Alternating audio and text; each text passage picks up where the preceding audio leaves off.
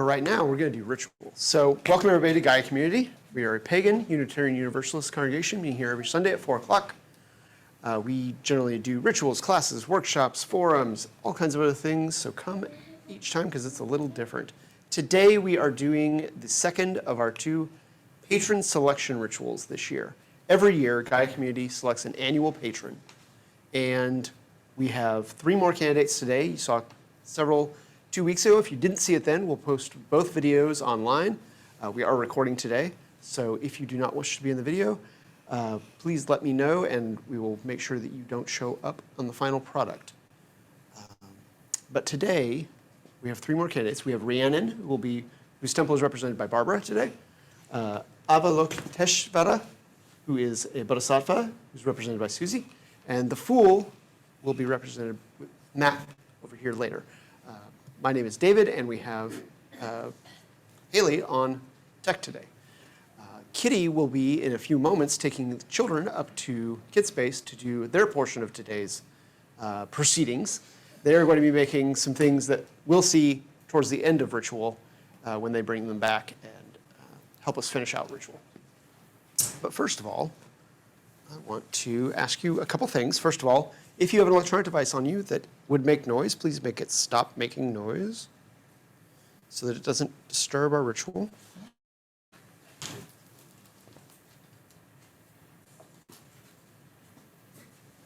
And I'm going to light a chalice today. This chalice lighting reading is adapted from In This Sacred Space by Cheryl Block. This will be call and response. Your response line is in this sacred space. We gather together. In the sacred space. Let us be still in the quiet. In the sacred space. Let our hearts open as a butterfly's wings. In this sacred space. Let the glow of this light shine within us. In this sacred space. Blessed be. Thank you all. Blessed be. So at this point, I'm going to invite all the children to go with Kitty, who is there. If you haven't met Kitty, she is your teacher for today. You have more students than ever today, that's correct. So we will see them again later. Thank you all very much.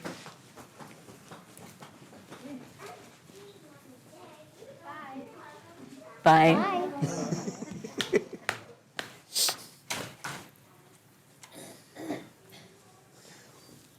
I also want to acknowledge our current annual patron, the Morrigan. We've been working with her for the last year, and as we make this next selection and make our discernments, we want to invite her to be part of the process because she is so very much a goddess of making choices and knowing what you're doing.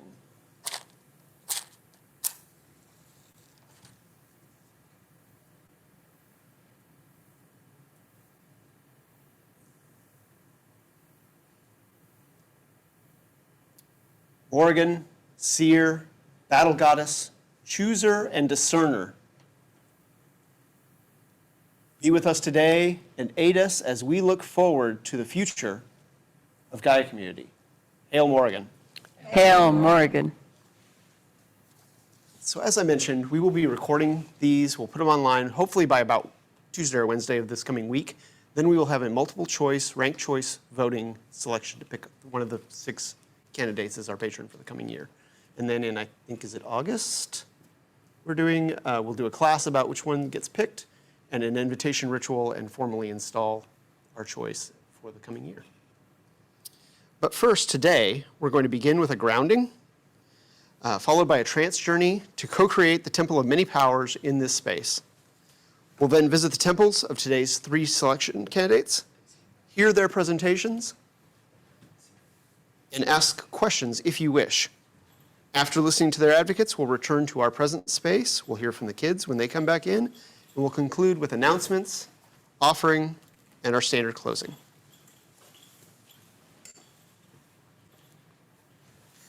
Sorry. Bells are killing me. Before we travel to the Temple of All Powers, where all beings dwell, I invite you to take this time to check in with yourself. Begin with a deep breath. Perhaps inhale for a count of 4. Hold. Exhale for 4.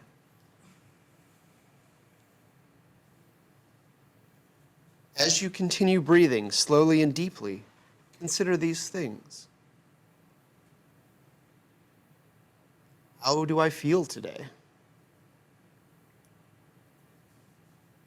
What values matter to me? What am I seeking in matters of spiritual kinship?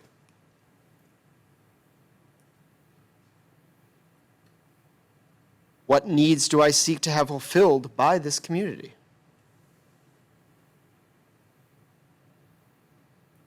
Which values and works put forward by the powers do I think will best help Gaia Community become a place that will serve those needs?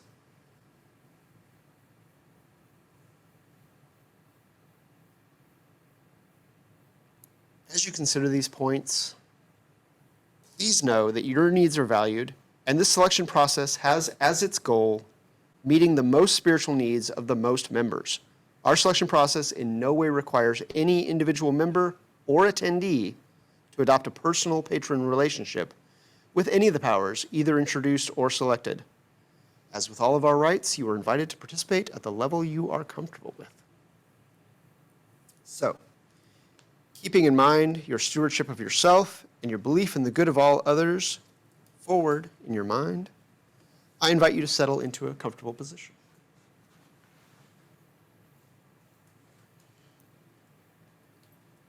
Now start to build the Temple of Many Powers. Focus on the flame of the chalice. Keep your eyes open, half shut, whatever is most comfortable for you. Breathe deeply and watch that point of light as it moves and dances.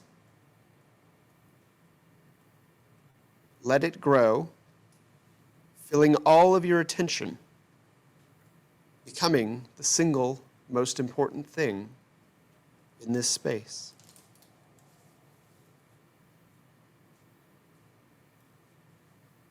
Let it burn away any distractions or concerns, brightening and filling your awareness.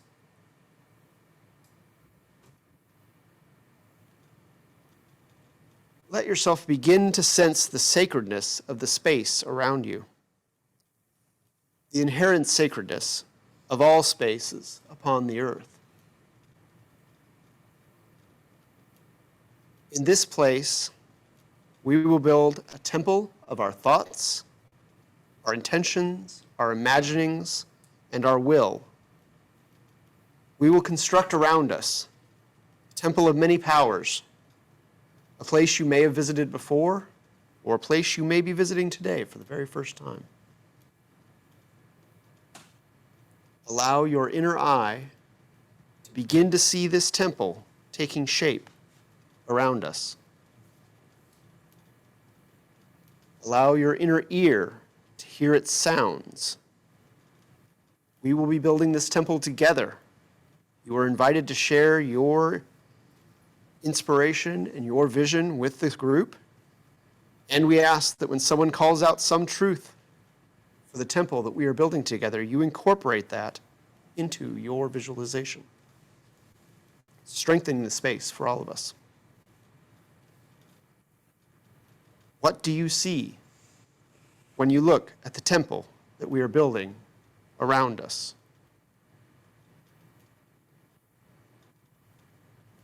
Stone blocks piled one on top of another.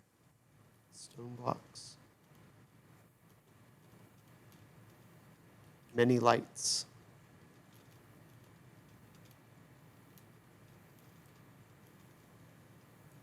Pillars. Pillars.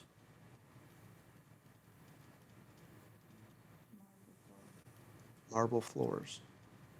See entrances from all directions, welcoming everyone. What do you notice about its architecture, its materials, its layout, its color?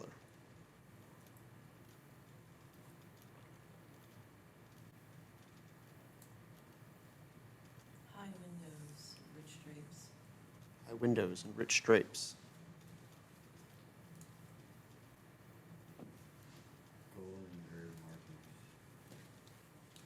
Golden engraved markings.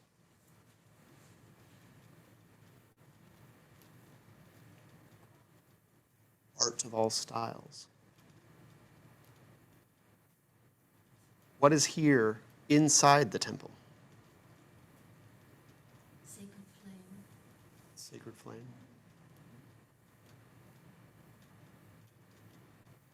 As far as the eye can see, little radiating chapels to powers from everywhere. Small And everywhere. chapels to powers from everywhere. Radiating power. Pools of running water. Pools of running water. What other details do you notice? Richly woven carpets. Richly woven carpets. Low buzz of summer and crickets. Sounds of summer and crickets. Candle holders everywhere. Candle holders everywhere.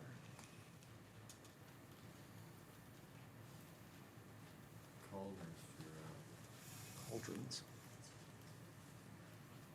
Tall sacred statues. All sacred statues. What other expressions of artistry? Tapestries. Tapestries.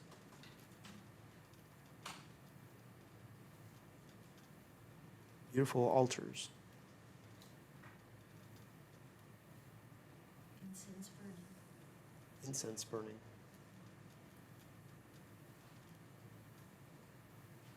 Many vessels for fire and liquids. Many vessels for fire and liquids.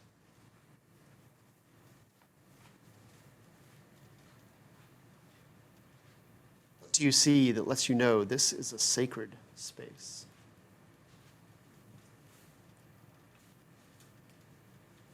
Many scrolls of ancient texts. Scrolls of ancient texts.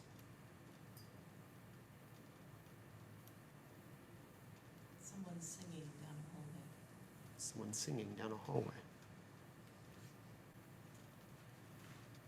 Sacred symbols carved on walls. Sacred symbols carved into the walls. Gong being rung.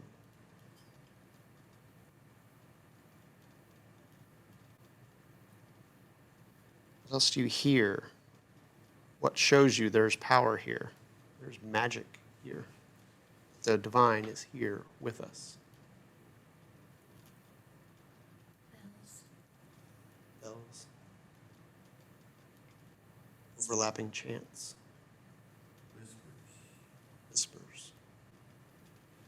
Voices of devotees. The voices of devotees.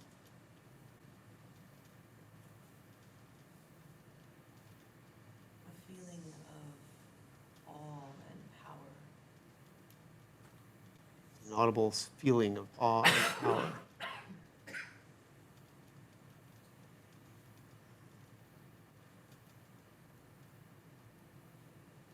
What do you feel standing inside this temple?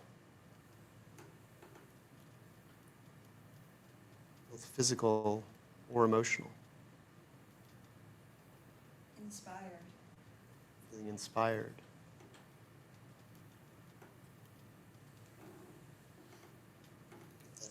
Urge to dance down the hall to your next destination. Peace and purpose. Peace and purpose. Static sense of energy all around you.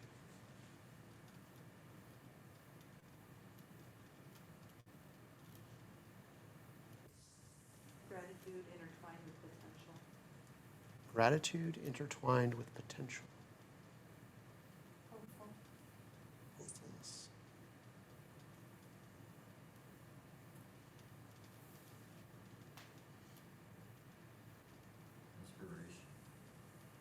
Inspiration lighting upon you.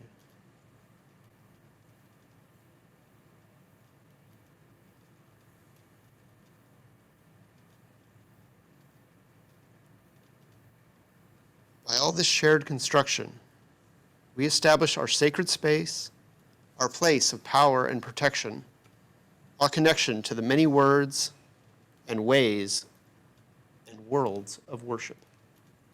Blessed be. So we begin our journey through the temple of all powers by visiting the temple of Rhiannon.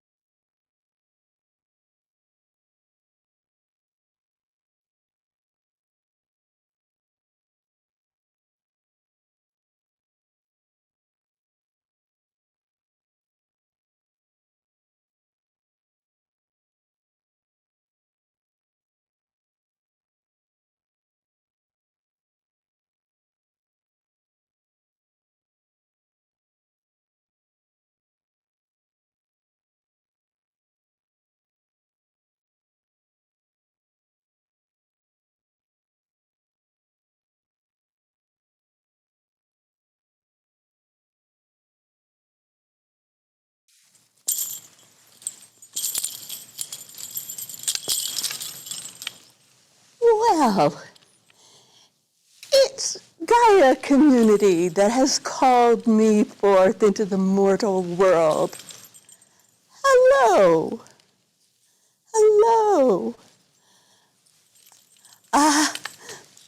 Some of you might have been thinking you were calling forth a beautiful young woman on a white horse. Maybe. But you forget. I had a long mortal life. I married more than once. For those of us that had to step out of the temple for a moment, can we get your name? Rhiannon. I know, it's not who you thought you were calling.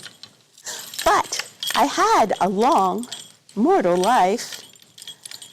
I watched my son grow and become a fine, upstanding, powerful man. I grew old in mortal world. True, in the underworld, in the underhill world where I dwell now, I'm still able to be young as I once was, and if I do say so myself, beautiful. But not here. Not here. You, so old I can't even keep my clothes on properly. You all know my story, don't you? Oh, maybe not. Well, back many, many, many years ago, I was young and I was beautiful. And I came out of Underhill for love of a mortal man. It was he I wanted. I was having none of my suitors in my own kingdom. So I came on my horse and caught his eye. And he wanted me. And that was as it should be. So I rode my steed across his vision, And he said, "Men, fetch that woman to me."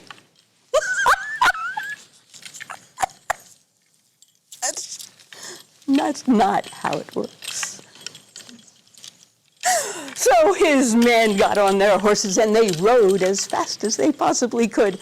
And I kept a steady and sedate pace, as befits a fine lady, but they couldn't catch me up. Days and days they rode, and their horses broke sweat and staggered, and I was fresh, and my horse was fresh. And in frustration, that young man said, "Forget it, I'm going after her." And he came forth on his horse, fine and manly as he looked, and he chased me. And I, calm and distant, and he couldn't catch me. It was fun. Finally, in frustration, he shouts, "Lady, stop!" So I did. "Good for you. Good for you," I said. "Speak your heart. Say what you want. And by the way, anything worth getting, and I, if I do say so myself, am worth getting, is worth doing your own work, not sending hench people to do it." And that's my first lesson for Gaia Community today. And it worked out. We were married.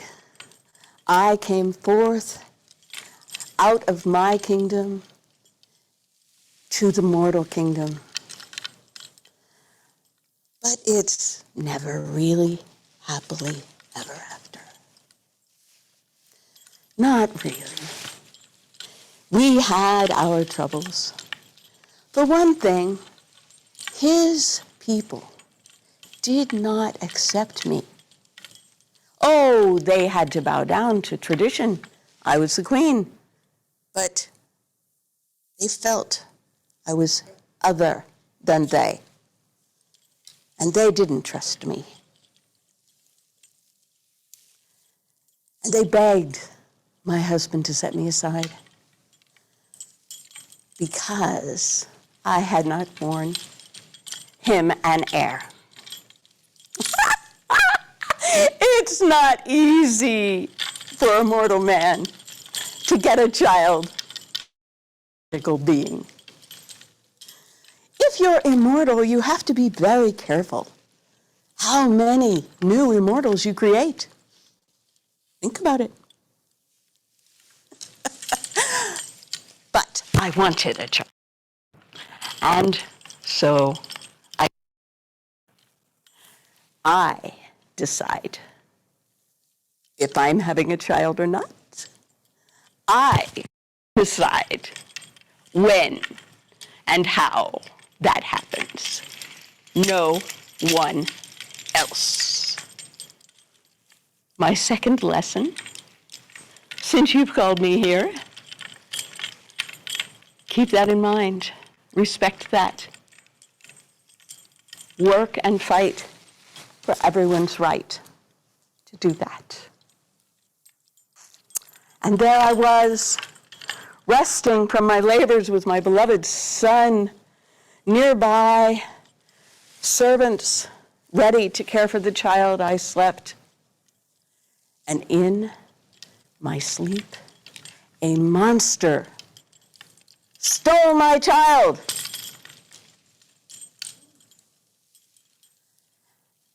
And those servants, when they woke, because they were paid to watch, I was the one who just gave birth. But they woke. The baby was gone. They knew they would be in trouble. So what did they do? They cast the blame on she who was different. She who was not like us. Surely she killed her own baby, so they killed a dog and smeared the dog's blood all over me and cried out to my husband, "She has murdered her own child." And all the kingdom agreed with them. But my husband was loyal to me and did not set me aside, although for quite a while I served that kingdom as a beast of burden. I went along with the penalty, though it was undeserved, though it was unfair.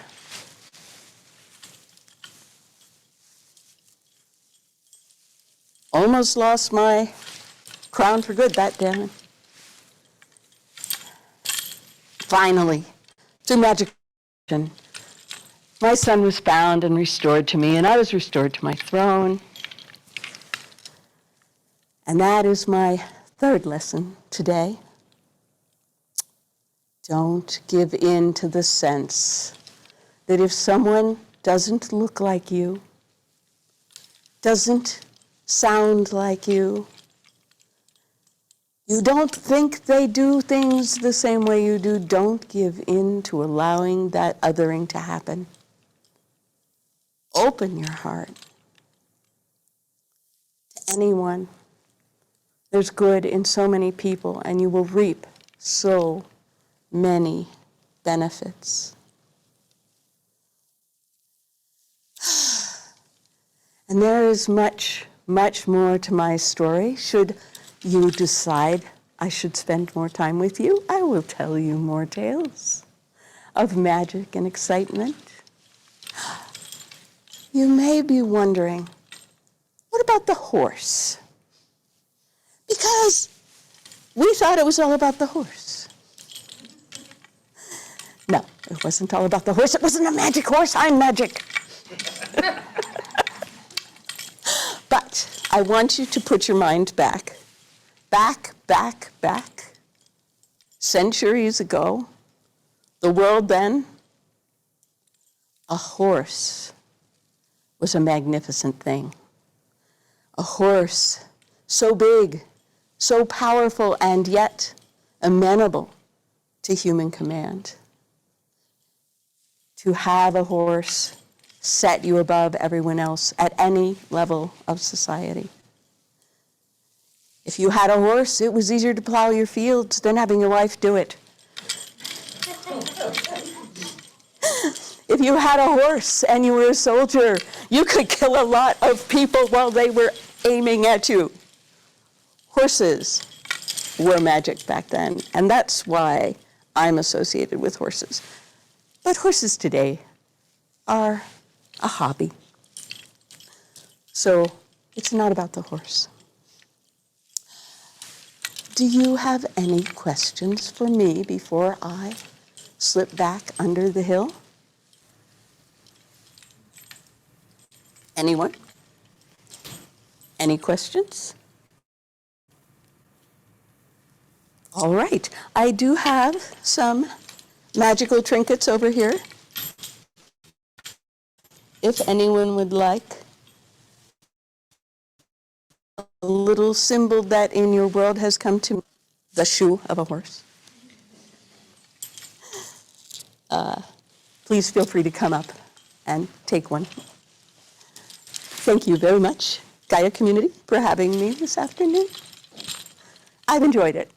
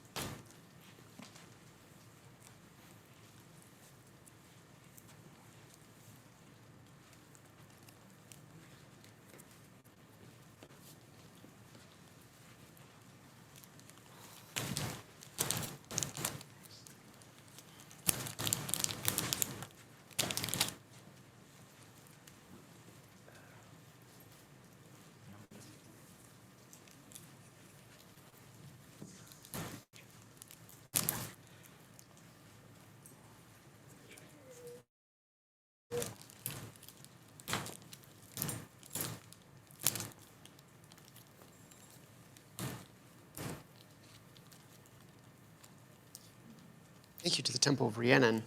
And again, if you think of questions later before we wrap up, ask one more time.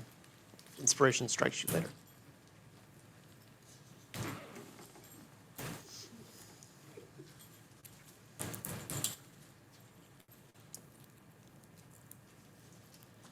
So with that in mind, we move now to the temple of Avalokiteśvara. Good afternoon. I'll be right back.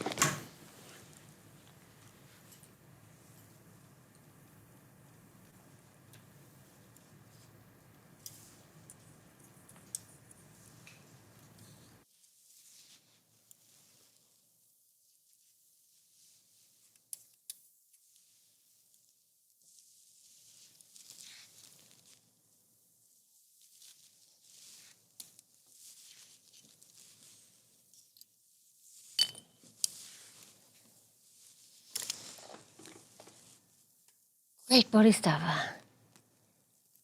may you be with us today with compassion and wisdom.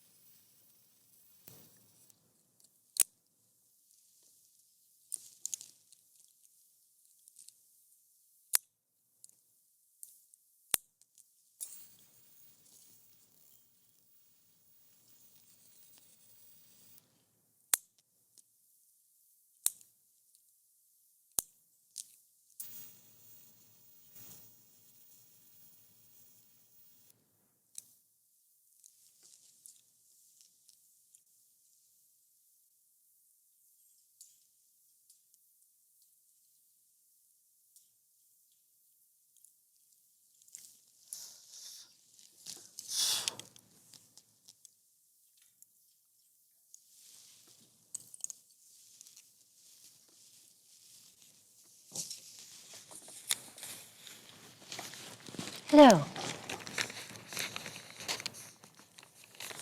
We are now about to study a bit about Avalokiteśvara and consider them for Patron at Gaia.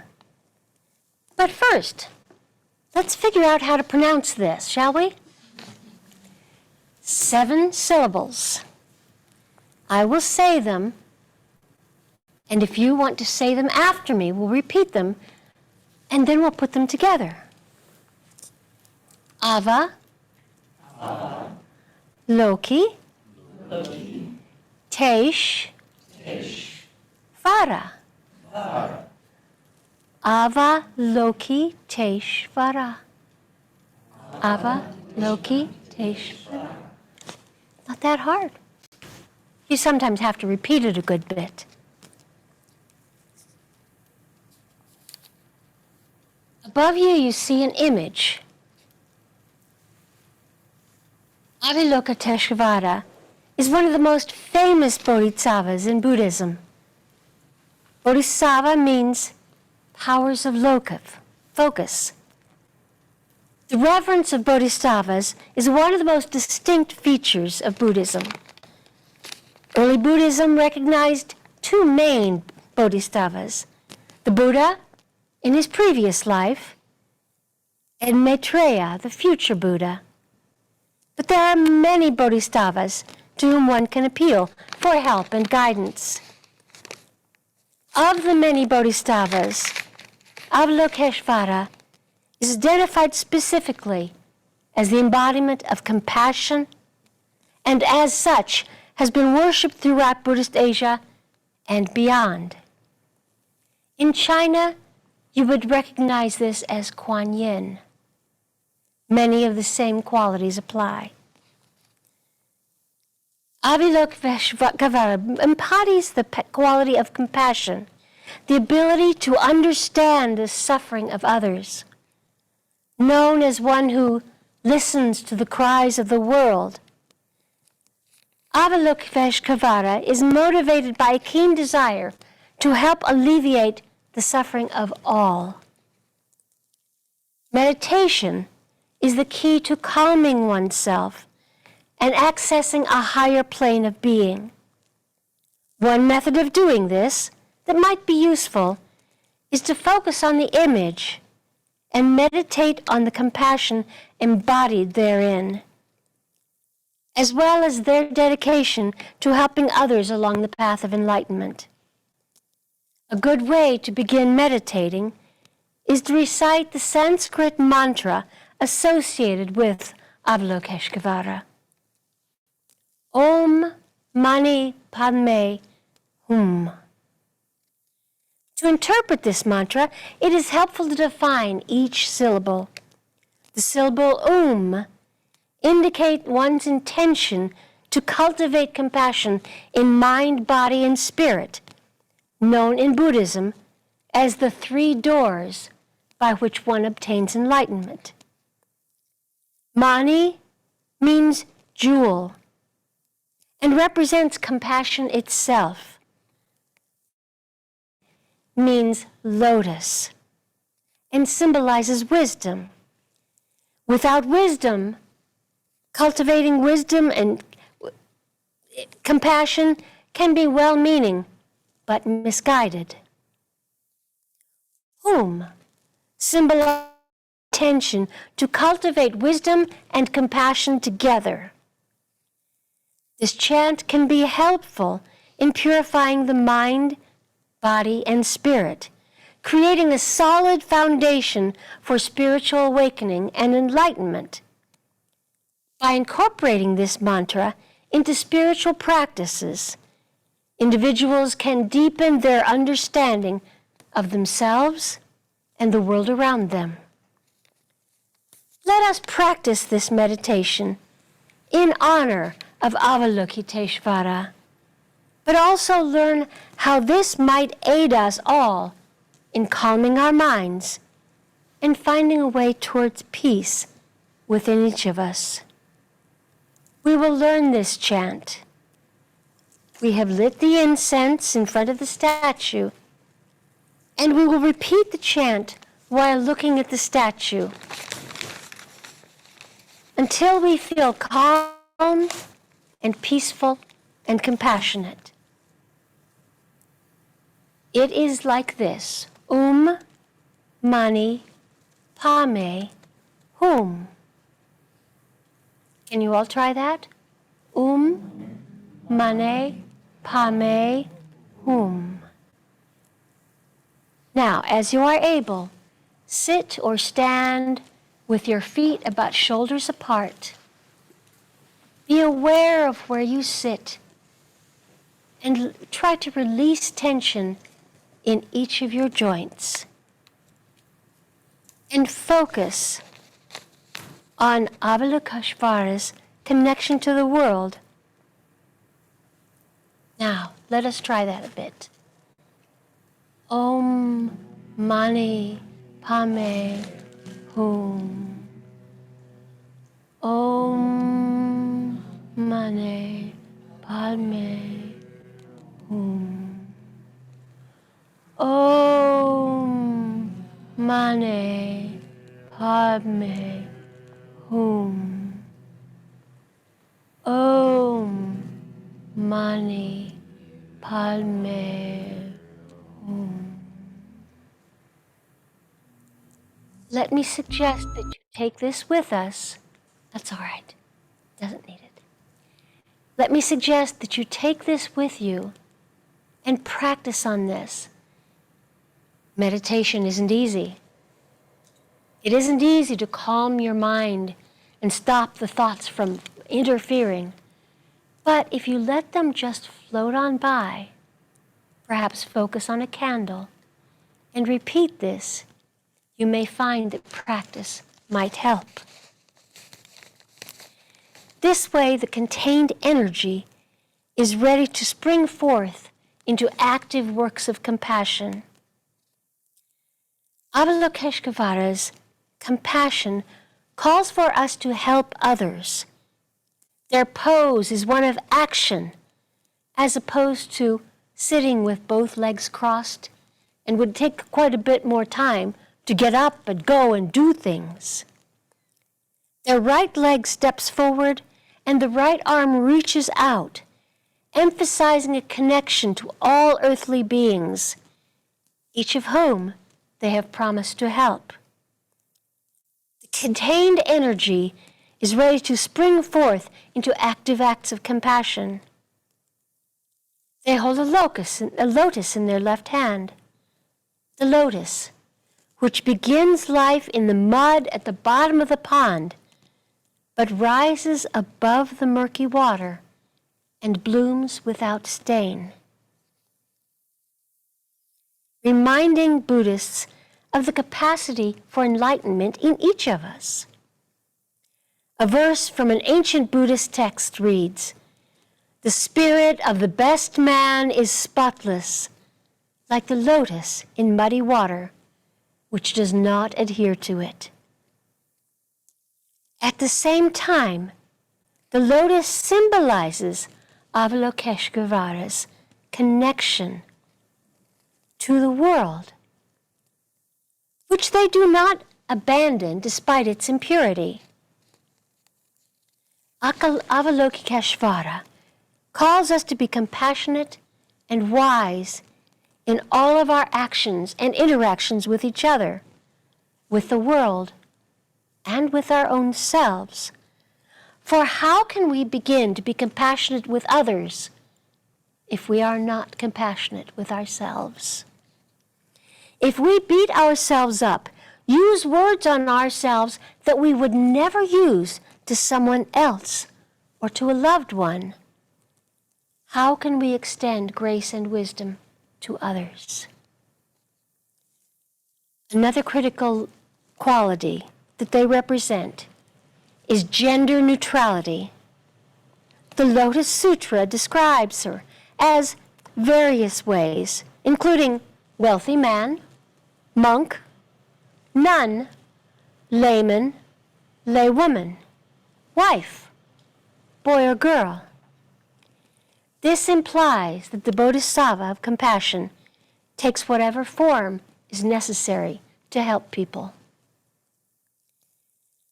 But what does Avalokiteśvara wish for us here at Gaia to do? I believe that they call us to be real with ourselves and with each other, to get off of our duffs and do real social justice, to stir ourselves to be actively, outwardly, and bravely compassionate in word and deed, both locally and globally. I believe that we are not called to be hip or cool or trendy, but to be kind, aware, mindful, compassionate, and connected to the earth and each other. This is directly counter to the current pull for everyone to be constantly connected to social media, aware of politics, pop culture, and all of that seductive, highly pressured, and hyper world. It can mean disconnecting willfully from all that bother, from judgment and noise, and redirecting our attention to the natural world, to all beings, and to love and compassion. Now, this is not to say that those things are not important, that they do not matter and should be ignored, but balance is the key. Never at any time before in history have we had the entire world available to us all at one time. That's a tremendous amount of pressure to put up with. With enough work, we can choose our own priorities. This mindful focus can be achieved consciously with a single thought, with enough practice. Mindful focus can be used in daily activities such as walking, working, reading, cooking, gardening, cleaning. Remember chop wood, carry water? mindfully. There is a great power in doing everyday activities, humble activities, with a mindful spirit, and at the same time, it can be very liberating, increasing peace of mind, perhaps even decreasing anxiety and depression, and finding increased compassion within ourselves. So, what will Avalokiteśvara promise to bring us? As I have just said, the gift of learning to disconnect, to unplug at will, is in itself a tremendous gift. This gift, this work both ways, inwardly and outwardly, can set all that aside for a little while. What about learning to work mindfully, daily? Is that not a valuable thing? I don't pretend to suggest that it's easy to do, especially at first. But I do suggest that this is an immensely important practice. Having the ability to switch off stress and pressure can be life-changing. Learning how to meditate effectively and then to spring into action, effective action, to accomplish wise goals is a worthwhile thing. Now, do you have any questions to ask me? I have mint tea and cookies, but I think that we will wait until the end to partake of those. I thank you for your time and attention. I do have to notice, for myself personally, that having worked on this presentation, I have found a change within myself for the better, to quiet what I would call the brain weasels, to get them off their roller track and tell them to shut up because what they're saying is not true. Meditation is helpful for that. I would like to see this Bodhisattva represent our community for the next year. Thank you.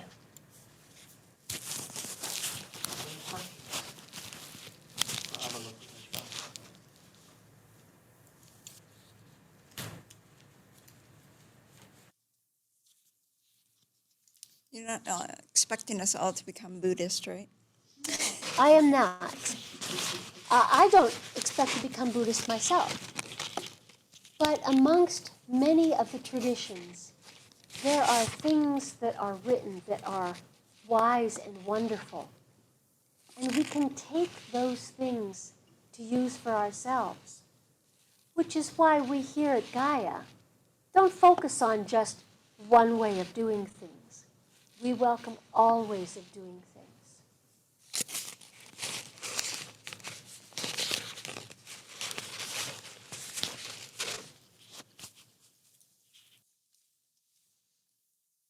Are there other questions?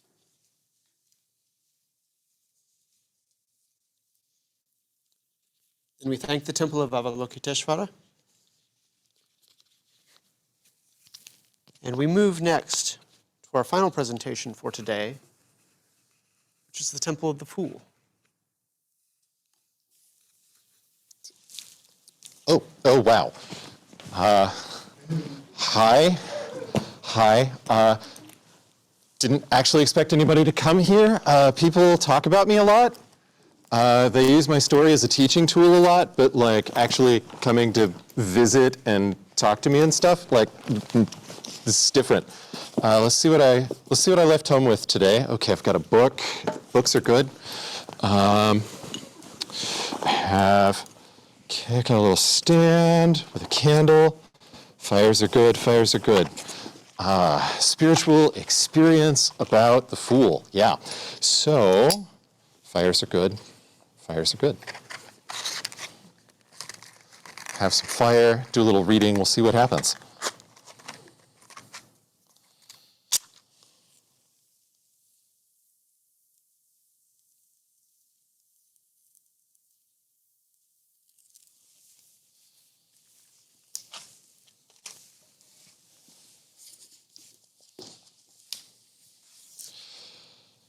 The fool displays entire trust in life, believing that it is worthwhile to live and worthy of their trust.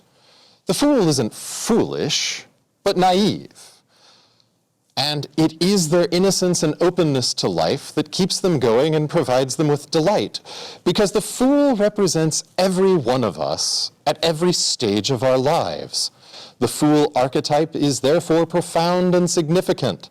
Life continues to give up new situations in which we feel vulnerable, at risk, and unknown, no matter how old or experienced we are. The fool is leaving their home and parents behind, taking a risk that symbolizes the first step toward self-actualization. Through the experiences that they will have, they become changed and transformed.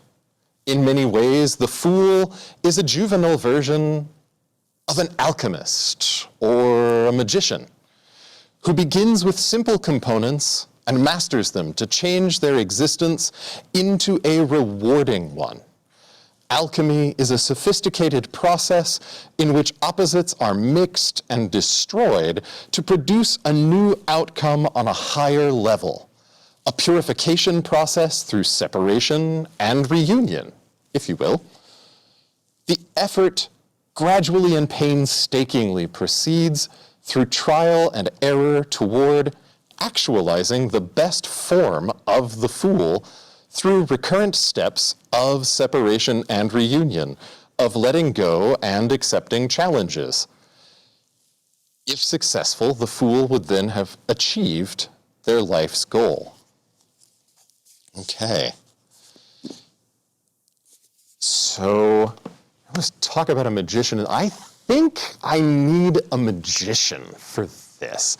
Is there a magician somewhere? A magician? Hey kid, you lost? Yeah, totally. Oh, no, you're not lost. You're just getting ready to do the whole thing again, huh? Yes. The whole trip, yeah? Yes, the thing. Yeah, The thing with the trip. yeah. Well, you can't go like that. Hey, why not? You're gonna need some things. Oh, okay. You know, you can't just go naked in the world, I'm not naked, though. magically speaking. Oh! You gotta look the part. Okay. You gotta think you're tall this time. Yeah. Very tall. I get that sometimes, yeah. Okay, sleeves. Yeah. That looks like something. It's something, all right. I don't know what kind of thing it is. All right. How to... Pretty Yeah. good though. Yeah, it's not bad. But,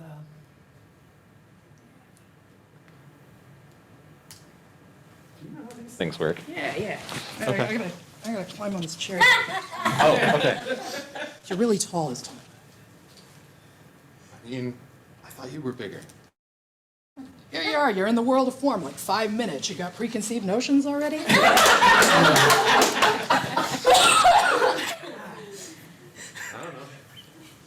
That's the thing about being out here in the world of form. Everybody's got to push their agenda, right? Everybody's got their idea. They want you to do like they do. They want you to look like they look and think like they think. And pretty soon you don't remember who you were before you stepped off the cliff. You're going to need to clean your house. It's not Okay. a bad tool for that. Give it a try. Okay.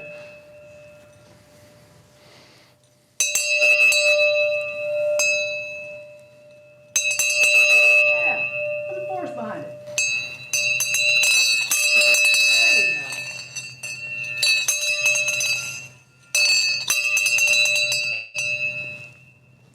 Yeah. Okay. Okay. Go run some of those vibrations off. Get yourself a little breathing room, Okay. right? Yeah. Then what, right? You're gonna work your will in the world, right? Right. I got just the thing for that. Oh. Hey, it's dangerous to go alone. Take this. Okay. And I work my will with it? Absolutely. Okay. Little psychic self-defense. Cut away some illusions.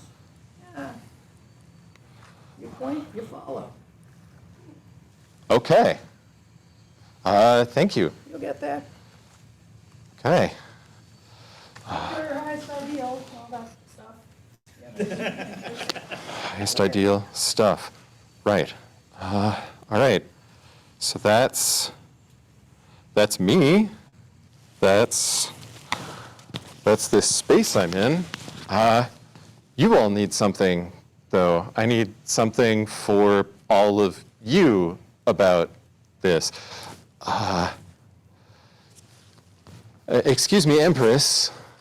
I need something for people to engage them with the thing I do.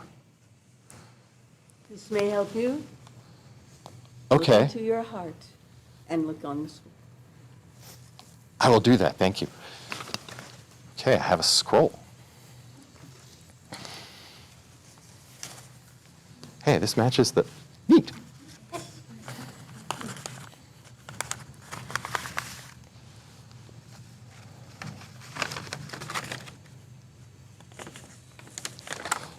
Okay, this looks like maybe a meditation. Okay, so let us take a moment to prepare fully to do the work of the Fool, making yourself comfortable with your feet at rest and making as much contact as possible with the space where you are sitting. Take a deep breath.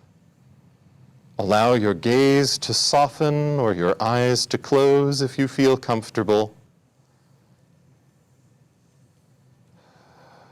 And allow your breathing to deepen beautifully.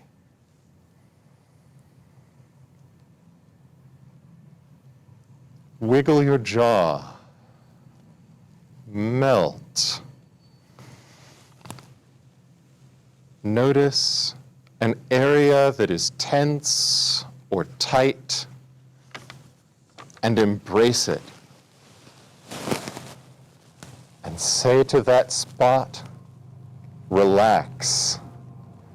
It is okay to relax.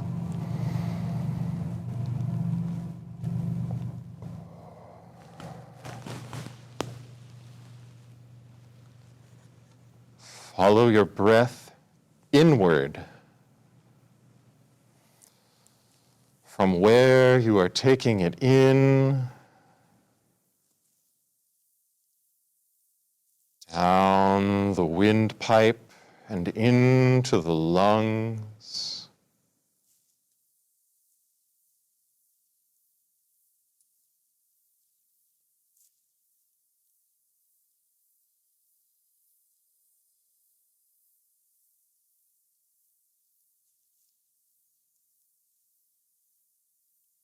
And allow also your attention to proceed inward, finding the place where your heart rests.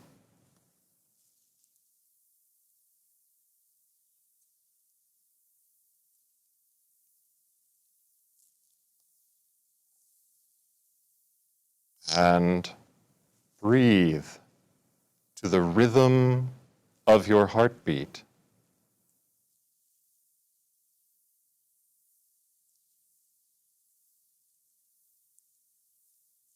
Allowing both your breath and your heartbeat to slow as they arrive at a resting point.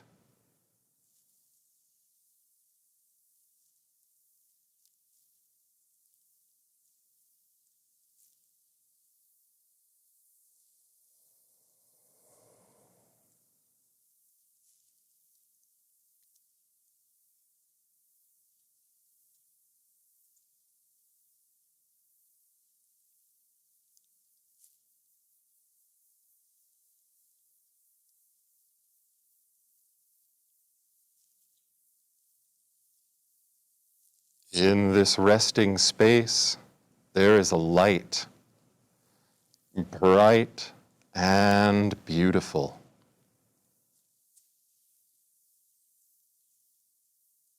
The light comes from all around you, generated by your heart, pulsing in time with your heartbeat and radiating outward.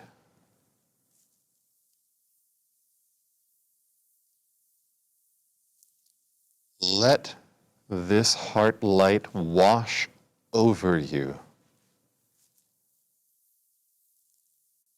centering you in a peaceful calm that makes room for your intentions to flow. This is the heart of magic, and you can come to this place so often as you need for any working you need to accomplish.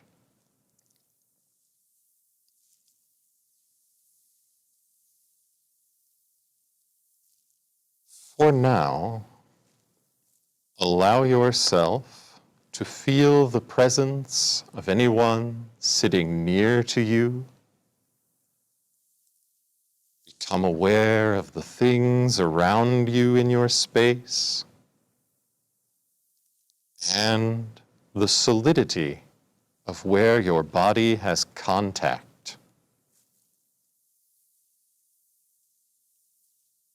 Breathing into this more expansive awareness, know that we are here together, gathered in peace and authenticity and intention.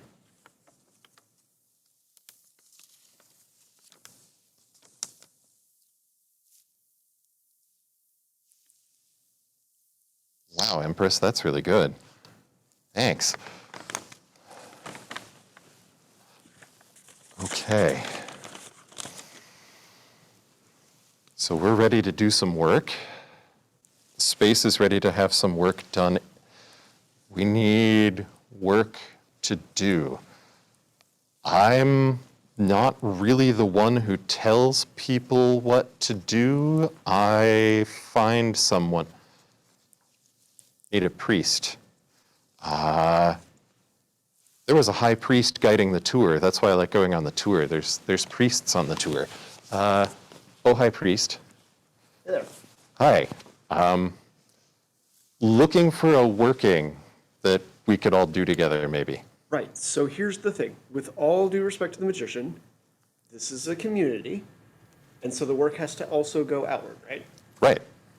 Your personal work is very important, but part of being a patron for this community is sharing that, is teaching that, is letting that flow through you and out to where it's needed. So I think this is going to help you do what you need to do next. Okay. All right? You can do this. Thank you. Okay. So we have incantations for rest by a tanner.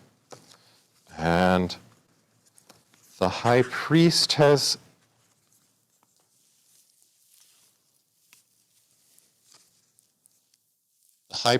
given me a spell for warriors and heroes.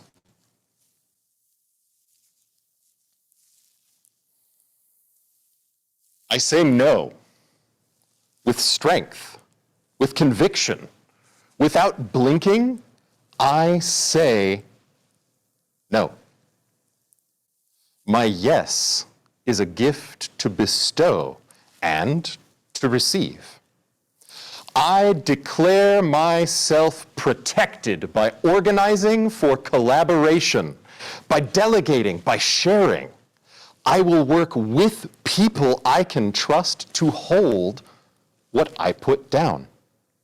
By the power of asking for and receiving help, I release control and call in opportunity.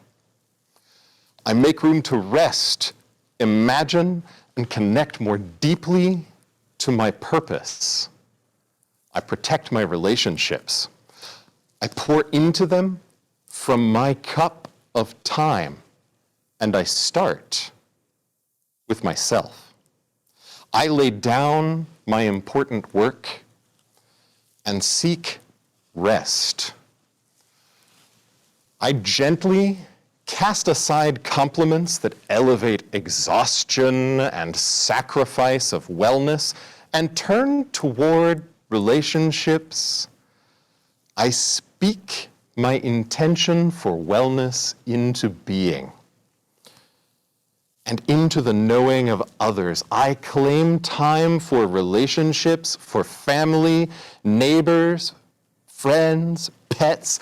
I show up for my own life. There is enough of me to be there for my people because I protect my time like I protect my people. I accept my imperfection as natural. My own unmapped territory, my own language to learn. I map my own self, live in my own self, speak my own self. I create sanctuary with the resulting lessons. A land loving me gives me. I let things go. I let go sooner rather than later. I don't need wiggle room. I need a dance floor with a resting bench. As I move to the dance floor, I open up space for another to succeed in the work. Where I cannot, will not, don't want to, I am one of many, intentionally decentered, blessedly replaceable, forgiving, forgiven, and grateful for the lesson others can bloom as I lay fallow. I slow down. I call on discernment to examine the costs of speed, to ask, what gets left behind when I surge ahead? I give myself over to my deepest senses, to locate stories and histories beyond my own, and feel for the connections between us.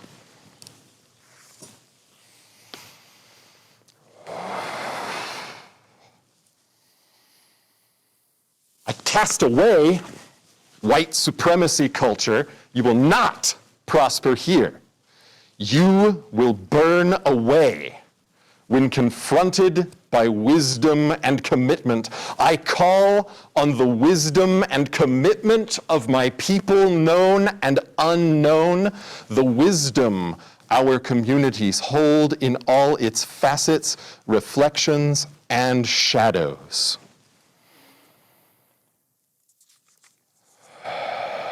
They will banish the illusions of efficiency being the best for everyone, of the clock being the same as time, of the inconvenience of accountability and justice. We cast out the quiet exclusion of our siblings, and together we grow at the speed of care. Ego, opportunity, hoarding, perfectionism, I cast you out. Low expectations, control, uncreative thinking, I cast you out. Racism, ableism, sexism, I cast you out. And I call in the protective power of respect, curiosity, vulnerability, grace, trust, care, and love.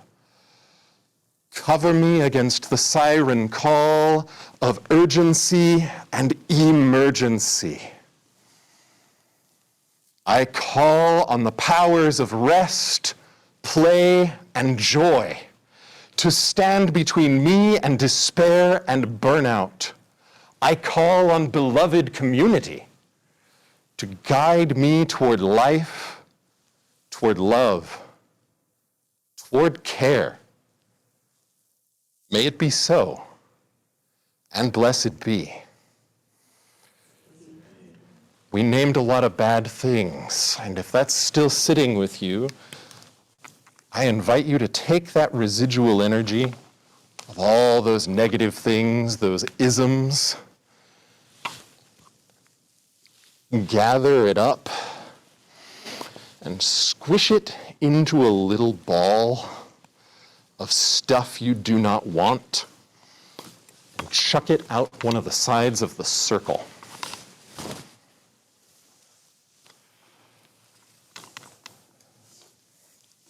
We called a lot of threads of things we do want. Care, community, collaboration, wisdom, a lot of threads. Take a moment,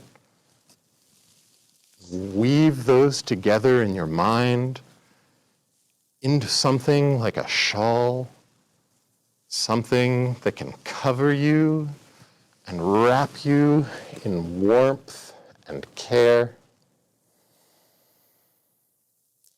A place where you can be held and a place where you can hold.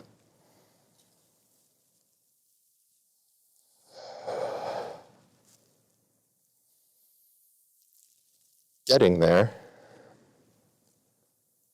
that's my journey. That's what I'm about. It's not an easy trip. It's not a short trip. I don't know if you'll make it in a year. But it's a good trip. You meet cool people along the way, and they teach you lots of really good stuff. So if it's a trip you want to take, I'll be there with you. I think it could be fun. But for right now, you all have some business of your own to do. I need a way to get you back on your journey, not mine, at least for now. I could use something inspired, maybe. Yeah.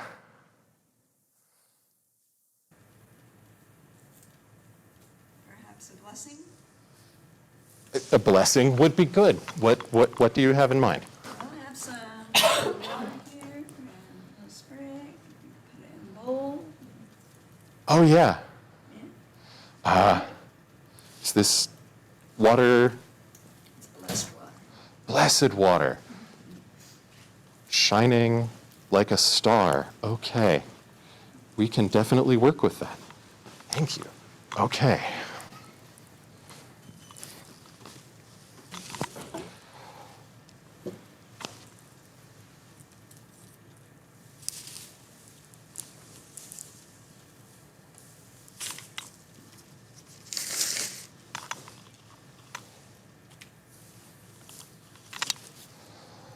Water blessed by moon and starlight.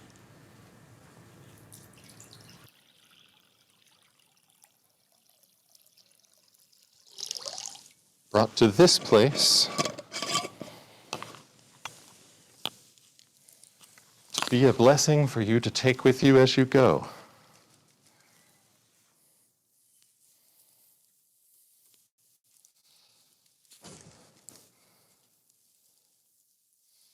And as you journey,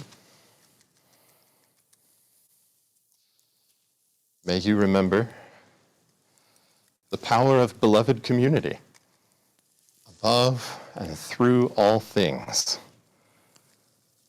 That all the people you meet along the way might be one of the great teachers of the tarot or other stories, waiting for the opportunity to show you something. And maybe you'll also learn that the teacher sometimes is you. Just as we're all the fool. We're all everything sometimes.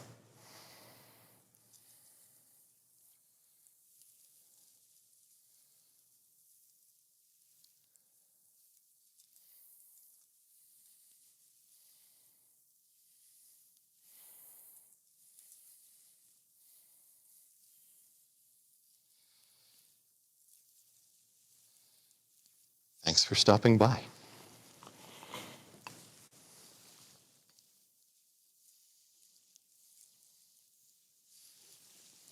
In just a few moments, kids will be rejoining us.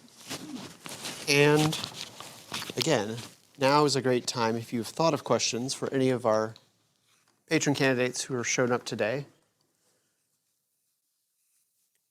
Take a moment and give them a chance to answer that. If not, I want to tell you a little bit about what's coming soon. Again, I mentioned earlier, we will be recording these. We'll put these online. We'll do online voting. Anyone is welcome to vote. You showed up. You watched the videos. That's all we want. We want to serve the entire community, whether you're a member or not. You get to participate. Next week is July 7th, next Sunday, I should say, and we will be having a Bardic Circle. We are doing patriotic or folk music, stuff that is not nationalistic, but things in that vein. If that's what you want to bring, if you have something to bring and present art of any sort in that, please do. If you have a different topic, hey, bring that, because we're not picky. It's merely a suggestion. If you don't have either of those, guess what? We still need audience. So you should come anyway. On July, so a couple weeks after that, July 21st, if that's the Sunday that I'm thinking of, we will not be here. We mentioned this a couple times. I want to make sure you know. If you show up, you will be missing out because we will be out at the Temples of Panacea Festival, out at Camp Gaia. We will be presenting a variety of things that weekend. If you want to register for that, the website is, I believe, templesofpansofia.org. There is, thank you. There's a greeters, paperwork on the greeters table. There, I think even a quick code that can get you there. We can get you more information after the service, get you the exact website, but if you Google Temples of Panacea, you'll get there, I promise. So again, 3 weeks from now, we will not be here. Other things going on, I've left my calendar on my chair. We are working on a social justice project right now. It is summer. It is hot. It is not so hot today. It is still plenty hot. It is hot if you are houseless, if you are out of doors. It is very warm and hard to stay hydrated. So we encourage you to take a couple water balls, stash them in your vehicle, bring them with you. See somebody who needs water, which is probably anybody you see walking in this weather, offer them water. If you want, one of the things that's real handy for those folks is they only have two hands. They got to carry all their stuff with them. They don't have a closet. They don't have that. So we have people who will help you learn how to make a holder, a bottle holder that they can carry without having to take up hand space. We also, yes, Katie has a perfect example there. Thank you. I didn't make it, but I was given it to hand out. There are different options, different skill levels. All that stuff is available. That's an ongoing project, so there's no time limit on that. But we want to make sure that we are, again, caring for everybody who needs a little bit of help along the way. It is the end of the month, so there's not a whole lot else going on with Gaia Community right now. It's literally the end of the month. It is like exactly the last of the month, I think. Yeah, it's Sailor Moon's birthday. It's It's gone by so quickly. Yeah. Like that. yeah. And if anybody wants cookies, Yes, now is a great time for cookies and tea, I believe you said? mint tea. Mint tea. Let's do that. These Well, are blueberry, raspberry. These are shortbread. they're actually having their snacks, so that they will be a moment, so we can have a snack. Here.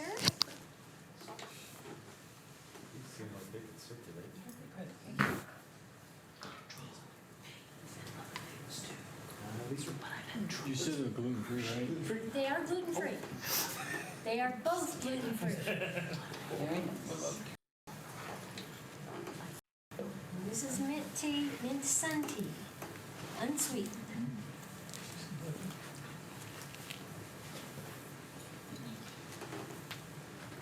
Set it here. Does anyone need tea brought to them?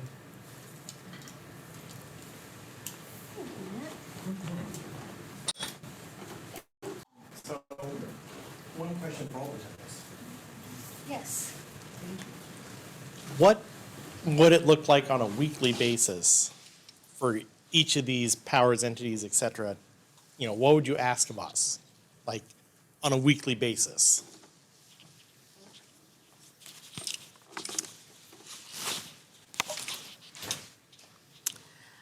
Good question.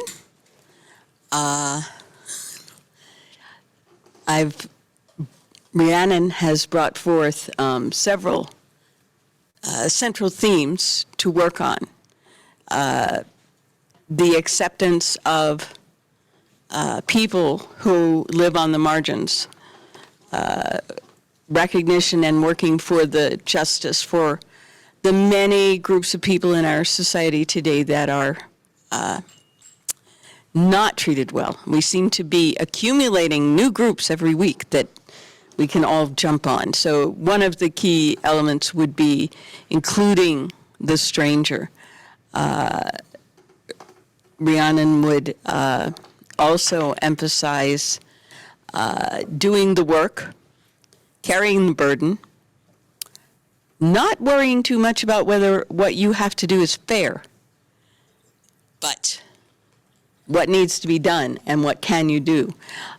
Those are some of the principles. I do not see Rhiannon expecting us to do Welsh-style ritual or anything like that. I also think magic is a key element in Rhiannon, and the recognition of those who are not in the mortal world with us would be important. Those are my thoughts about what Rhiannon would.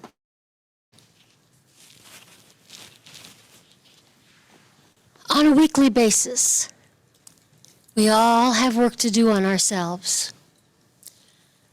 I would suggest finding time to unplug, to stop doom scrolling. But have you seen the quality of the doom?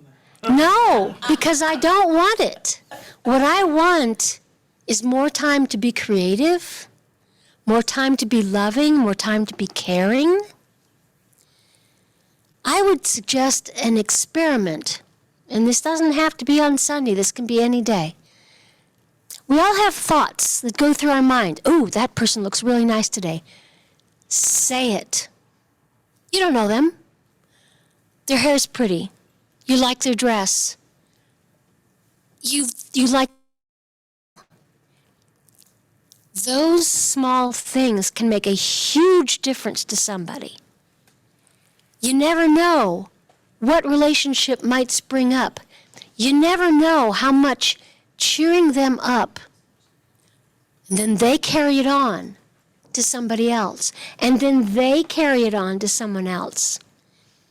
It's the little bits of glory that we pass to one another that can make all the difference to that person and, in the long run, to the world.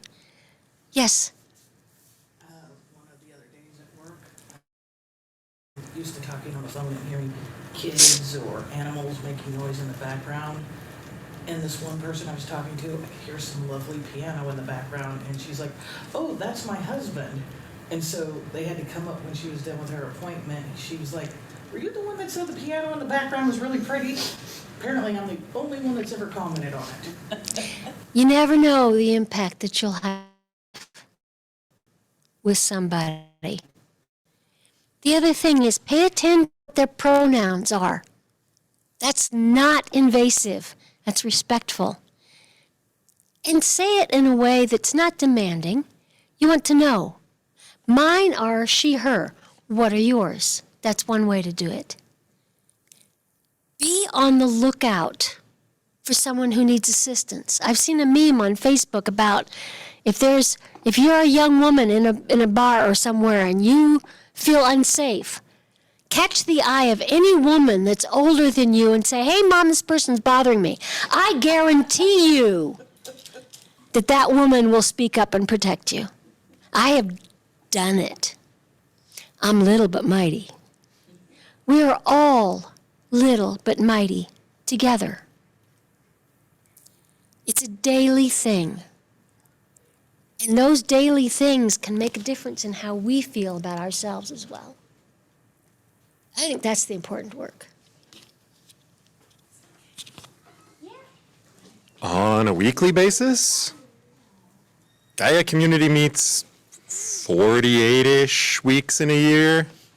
There are, counting the Fool, 21 major arcana.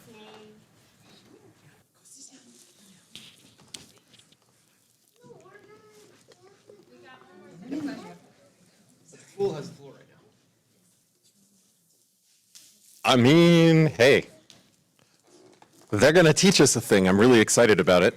We do have a Zoom question before we move on from questions. Cool. I'm going to finish the question I was Yes, on, and for it. then we're going to answer a Zoom question, and then the young people are going to teach us a thing. I'm super excited about it. So there are, counting the Fool, 21 major arcana, and one way you could choose to interact with the Fool is examining those cards, because each card is an archetype. Each card has wisdom to share. And we did a condensed version of that journey today, meeting the Magician, the Empress, the High Priest or Hierophant, and the Star. You could also build miniature journeys like that. What's something the community's trying to learn?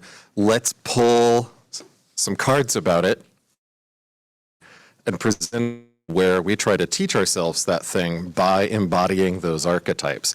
There are about as many ways to interact with the Fool and the process of trusting the process as there are ways to say, what if?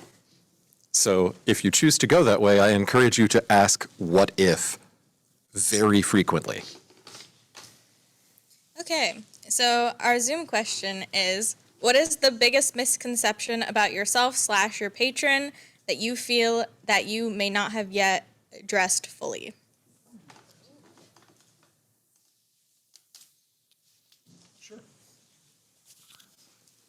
The biggest misconception about the Fool is that they are foolish. That was in the reading at the beginning. The Fool is naive because the Fool believes that trust is worth doing.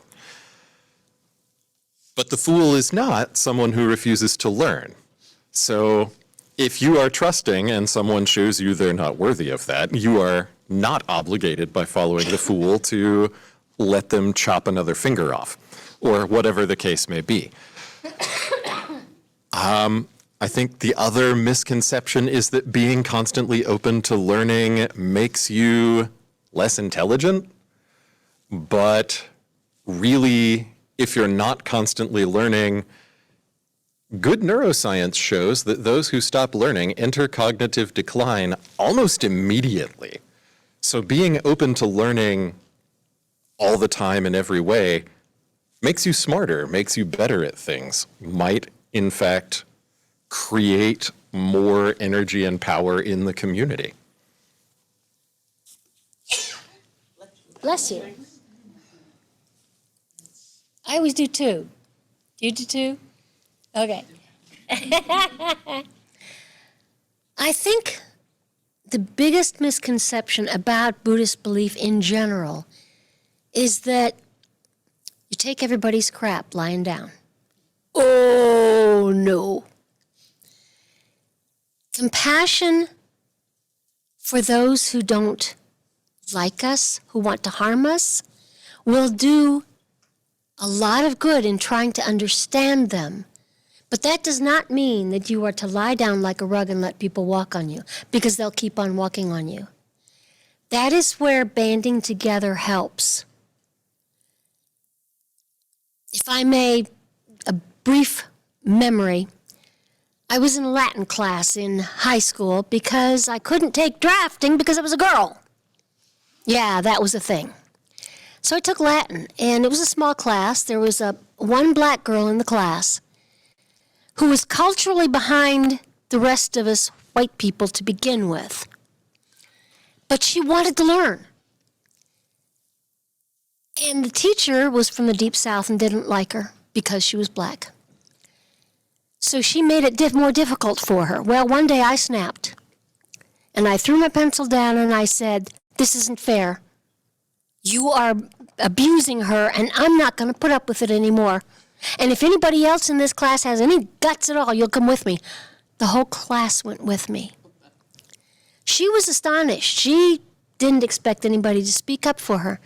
And what I learned from that is, if you are interested in doing something that is social justice, act on it.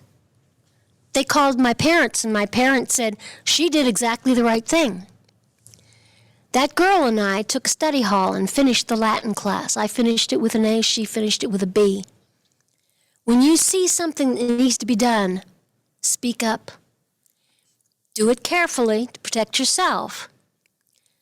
But don't let things pass by because you're scared of it. The first time you do it, you'll get bravery. The second time you do it, you'll get more bravery. That's where banding together and having each other's backs helps. I don't know that there's a lot of misconceptions about Rhiannon out there to be dispelled, so I think it's over to the kids. Yes.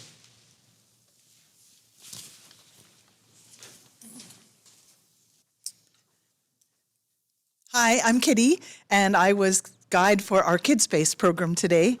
And as we did 2 weeks ago, our children learned a little bit about the deities, archetypes that we, and bodhisattvas that we were having appear today, and then created a figurine and to represent them. So who wants to show their figurine first? Okay, Graceland, come on up. And you had Rhiannon, right? So what did you decide to put on Rhiannon? We decided to put on these little cool creations because we didn't have to make it exactly look like it. So, we did have a horse, but we accidentally left it in there and put it in the bucket because we didn't need to bring it, and it would be too much to hold. So we just brought the girl, and we didn't have to do much, but all we did was we put hair on her because she has this little purple thing on her hair. Can you show them? Oh, so she has, oh yes, here she has a purple cape, doesn't she? Mm-hmm. And we didn't really do like something that looked like her outfit, so we just did like a random outfit because maybe she didn't wear that outfit all the time. Maybe she wore different outfits like these ones. Mm-hmm. Okay. Do you want to walk around and so everybody can see it closely?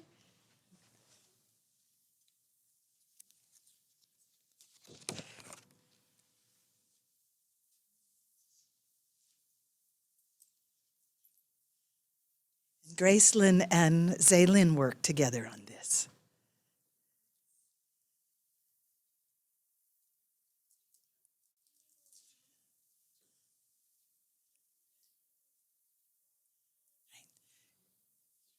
Who wants to go next? Okay, Max? All right, so Max and Aiden, thank you, worked on Avalokiteśvara. And we practiced saying it, but without reading it, I have trouble remembering. So what can you tell us about Avalokiteśvara? She has 4 arms or more, and she holds flowers, or sometimes if she, I forgot. She has 4 arms. She carries gems, flowers. She wears like blankets all over her body. She also has a little crown on her head. And she also sometimes carries a sword. And we talked about how sometimes she's a she and sometimes Yeah. he's a he. In Indian culture, it's a he. In Chinese culture, it's a she. That's right. All right. Do you want to walk around and show everyone?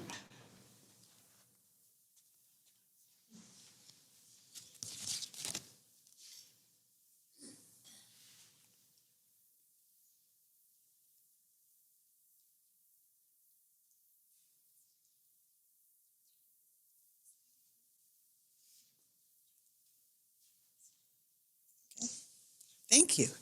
And last we have Olivia and Khaleesi with the Fool. Do you want to show the card, Khaleesi, to everybody? Turn around, because we want to, who needs to see it is this camera over there. What can you tell us about the Fool? The fool is, in the picture, it looked like the fool was making a dumb decision by walking off the cliff, but probably it wasn't a bad idea. But the dog was following it, and it looked like it was barking, so it could have been saying don't or do. So we put the dog by, but the dog was white, but we didn't have white paint or white fabric, so it had to be like orange. Okay. Khaleesi, you want to say anything? No? All right. Can you walk around and show everyone your figurine? The Fool.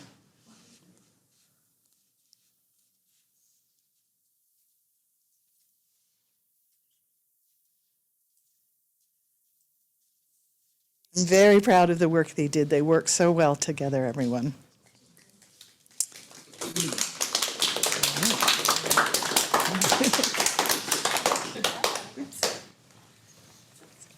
Thank you so much. So do we have any other questions before we wrap up today?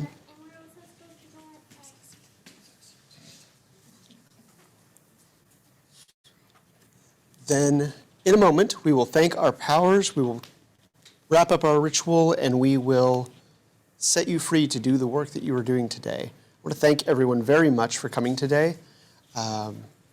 We take a offering every week. Mostly we do this online now because we do live in the 20th humble century.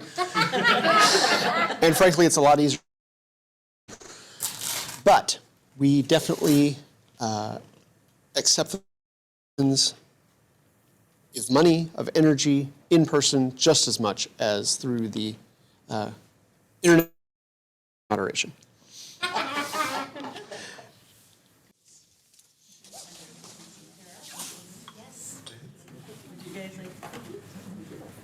They are gluten free.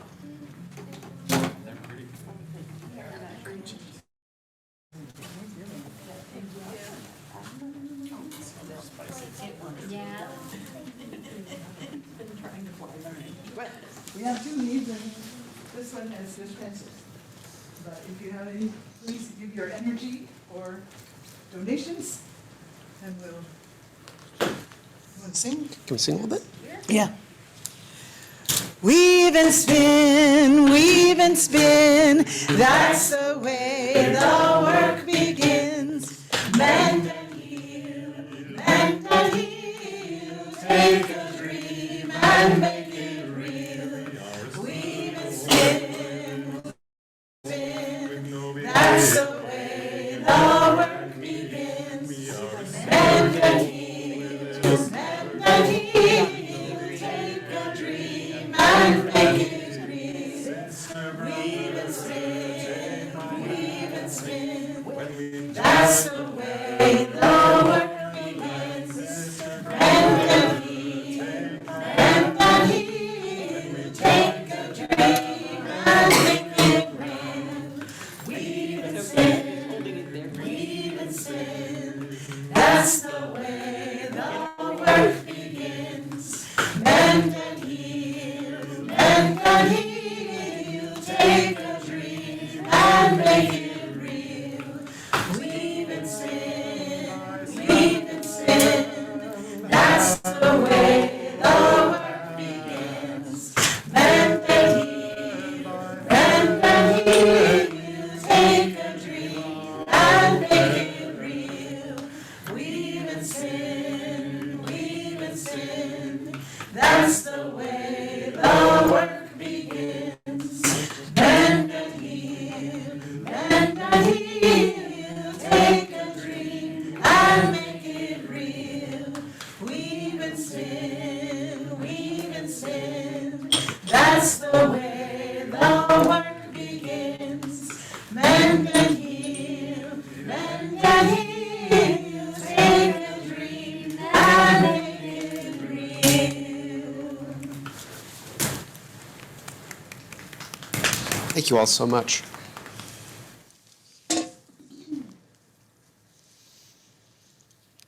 So again, we wrap up our ritual today by thanking you and by thanking our powers for their time, their energy, their lessons, and what they're offering to this community as potential patrons.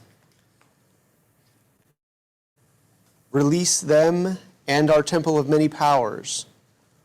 We release the Temple of Many Powers back to the realm of imagination, the realm of will, the realm of that which is just out of sight, but always present. The temple is there to visit.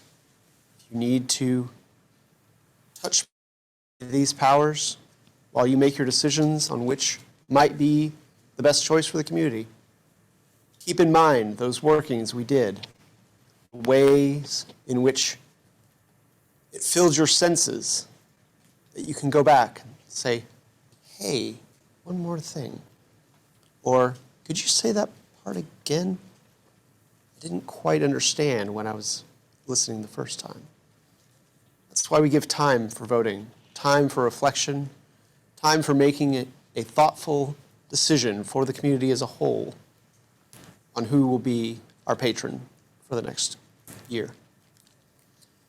So to Rhiannon, Avalokiteśvara, and the Fool, we bid you hail and well met. Hail and well met. And if you will rise as you're able, embody your spirit, we will wrap up our ritual today.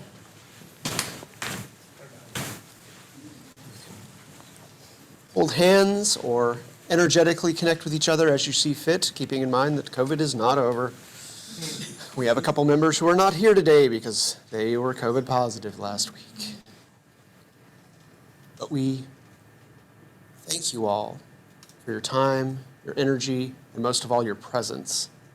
So if you'll repeat after me, this circle is open but unbroken. This circle is open but unbroken. May the peace of the goddess go in our hearts. May the peace of the goddess go in our hearts. And the dance of the god enliven our days. And the dance of the god enliven our days. And may we care for the earth and each other. And may we care for the earth and each other. Because our lives depend on it. Because our lives depend on it. If you can do it all together.